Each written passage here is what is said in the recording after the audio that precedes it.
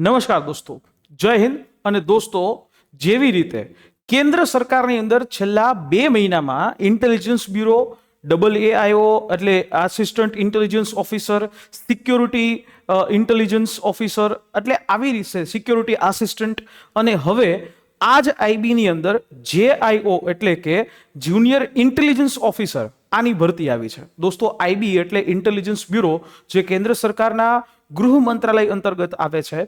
અને આ ગૃહ મંત્રાલય અંતર્ગત આઈબીની સ્પેશિયલ જગ્યાઓ છે કે જેની અંદર આટલા મોટા પ્રમાણમાં ભરતીઓ છે એ જાહેર થઈ છે. પણ આ જુનિયર ઇન્ટેલિજન્સ ઓફિસર છે જે એક પ્રકારે ટેકનિકલ ભરતી છે.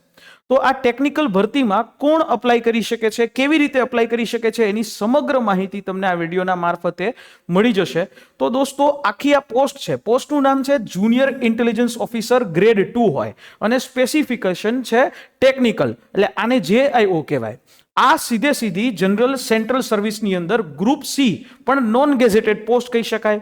પગાર ધોરણ છે તો એ ખૂબ સરસ છે, લેવલ 4 માં આવે, એટલે તમારો પગાર ધોરણ શરૂઆતમાં 50,000 પ્લસનો તમારો પગાર થાય.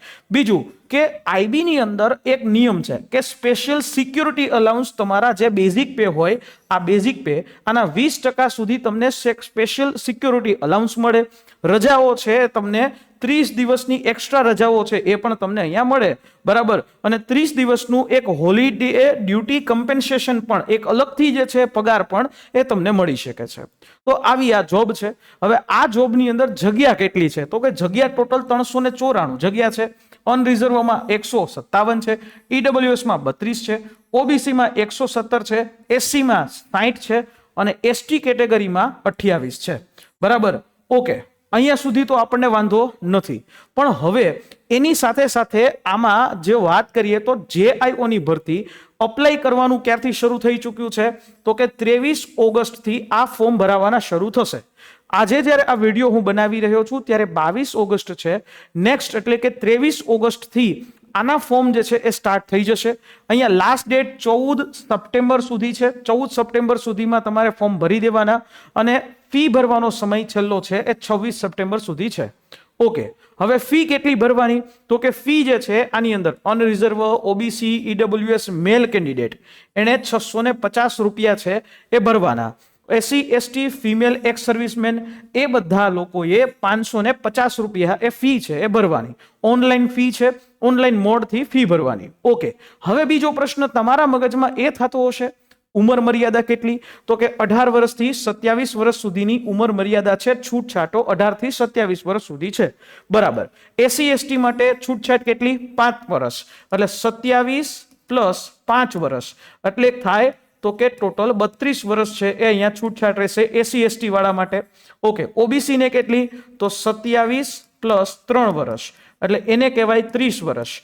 30 વર્ષ સુધી OBC વાળા અપ્લાય કરી શકે છે. પણ ડિપાર્ટમેન્ટલ આઈબી ના જ કેન્ડિડેટ છે એ 40 વર્ષ સુધી અપ્લાય કરી શકે છે.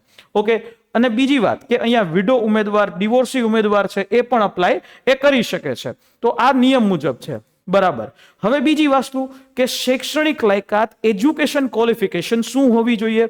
તમે ડિપ્લોમા એન્જિનિયરિંગ કરેલું હોય, electronics, EC, EE, IT, computer application એ, અથવા જો એ ન કર્યું હોય તો BSc કરેલું હોય ઇલેક્ટ્રોનિક્સ, કમ્પ્યુટર સાયન્સ, ફિઝિક્સ, મેથેમેટિક્સની અંદર, અથવા BCA કર્યું હોય બેચલર ઓફ કોમ્પ્યુટર એપ્લિકેશન. આ 3માંથી કોઈ પણ વસ્તુ કરેલી હોય, કોઈ પણ વસ્તુ, એટલે તમે આ ભરતીમાં JIO ની ભરતી માટે લાયક છે એ તમે જણાવશો. ઓકે, બીજી વાત, તો હવે આની અંદર પરીક્ષા પદ્ધતિ હશે ચોક્કસથી. તો પરીક્ષા પદ્ધતિ કઈ રીતે છે, ટોટલ આની અંદર 3 લેવલમાં ટાયર 1, ટાયર 2, ટાયર 3 માં પરીક્ષા થશે, આખું વસ્તુ થશે. ઓકે, ટાયર 1 ની અંદર ઓનલાઈન એક એક્ઝામ આવશે. ઓનલાઈન જે એક્ઝામ છે એ આવશે, જેની અંદર ટોટલ 100 પ્રશ્ન હશે. 100 પ્રશ્નોમાંથી 25 પ્રશ્નો જનરલ મેન્ટલ એબિલિટી એટલે રીઝનિંગ ના હશે. બાકીના 75% પ્રશ્નો છે એ તમારા ટેકનિકલ ના હશે, જે તમે ભણીને આવ્યા. ઓકે, નેગેટિવ માર્કિંગ હશે 0.25, 100 માર્કનું પેપર, કમ્પ્યુટર બેઝ પરીક્ષા હશે, 2 કલાકનો સમય મળશે. એના બાદ એક સ્કિલ ટેસ્ટ હશે, જે એક પ્રકારે પ્રેક્ટિકલ અથવા તો ટેકનિકલ ટેસ્ટ, તમે જે ભણ્યા છો એની જે એક વસ્તુની ટેસ્ટ હશે, પ્રેક્ટિકલ ટેસ્ટ, એના 30 માર્ક થશે અને ઇન્ટરવ્યુના ટોટલ 20 માર્ક થશે. અહીંયા કટ ઓફ જે છે ટાયર 1 ની પરીક્ષા માટે ટોટલ જે છે એ રાખવાનું રહેશે. અનરિઝર્વ અને ઈડબ્લ્યુએસ માટે 100 માંથી 35 માર્ક મળે તો એ સ્કિલ ટેસ્ટ આપી શકાય. ઓબીસી માટે કટ ઓફ 34 છે અને એસસી એસટી માટે 33, એટલે કે 100 માંથી 33 માર્ક આવી જાય એટલે એ લોકો અહીંયા થઈ જાય, ઇલિજિબલ થઈ જાય આના માટે. ઓકે, હવે પ્રશ્ન એવો થાય કે સર આમાં શું આપણે ગુજરાતની અંદર પરીક્ષા આપી શકીએ? હા, ગુજરાતની અંદર અમદાવાદ ગાંધીનગરમાં સેન્ટર હશે, આણંદમાં છે, મહેસાણામાં છે, રાજકોટમાં છે, સુરતમાં છે અને વડોદરામાં છે.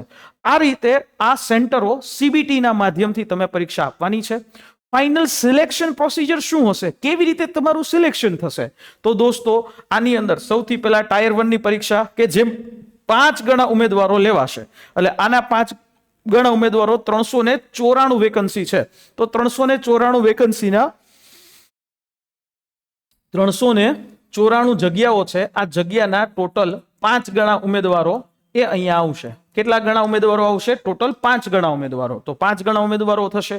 એના પછી બીજું સ્ટેજ આવશે ટાયર 2, જેને સ્કિલ ટેસ્ટ કહેવાશે.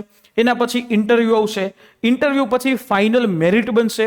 ફાઇનલ મેરિટ જે બનશે એ તમારું ટાયર 1, ટાયર 2 અને ટાયર 3 આ 3 માર્ક્સના આધારે બનશે. બરાબર, એટલે આ 3 માર્ક્સ એટલે ટોટલ જે ગણો 100 અને આ 30 ને પ્લસ 20 એટલે 150 માર્કમાંથી તમારું આખું મેરિટ બનશે. અને એના પછી તમારે કેરેક્ટર વેરિફિકેશન, ડોક્યુમેન્ટ વેરિફિકેશન અને પછી તમને અપોઇન્ટમેન્ટ એ આપવામાં આવશે. પણ ખાસ આ પોસ્ટ દિવ્યાંગો માટે નથી. બીજી વાત, આ જગ્યા JIO ની અંદર ઓલ ઇન્ડિયામાં તમને જોબ મળી શકે છે. કોઈ પણ જગ્યાએ IB ની જેટલી ઓફિસીસ હોય છે ત્યાં તમને આમાં જોબ છે એ આપવામાં આવે છે. બરાબર, અને ખાસ મિનિસ્ટ્રી ઓફ હોમ અફેર્સની વેબસાઇટ છે એના ઉપરથી તમારે અપ્લાય કરવાનું રહેશે. જો તમે આના ઉપર ફોર્મ ફિલઅપ સેશન ઈચ્છો છો તો ચોક્કસથી નીચે ફોર્મ ફિલઅપ કરીને માહિતી આપી શકો છો, કોમેન્ટ મારી શકો છો, તો અમને એના ઉપર ફોર્મ ફિલઅપ સેશન બનાવવાની ખબર પડે. અને દોસ્તો આ વિડીયોને તમારા મિત્રો સુધી પહોંચાડી દેજો કે જે આ પ્રકારની રિક્રુટમેન્ટ માટે એ ઈચ્છી રહ્યા છે, આઈબીમાં ઇન્ટેલિજન્સ બ્યુરોની અંદર કામ કરવા ઈચ્છી રહ્યા છે અને આમાંથી કોઈ પણ એક એજ્યુકેશન ક્વોલિફિકેશન શૈક્ષણિક લાયકાત છે. દોસ્તો આ અમારી યુટ્યુબ ચેનલ છે એને નવા હોય તો સબસ્ક્રાઇબ કરી દેજો અને ટેલિગ્રામ ચેનલ છે એને જોઈન કરી લેજો, જેની લિંક નીચે ડિસ્ક્રિપ્શન બોક્સમાં છે. મળીએ નેક્સ્ટ અવાજ કોઈ વિડીયોની સાથે. જય હિન્દ, જય ભારત.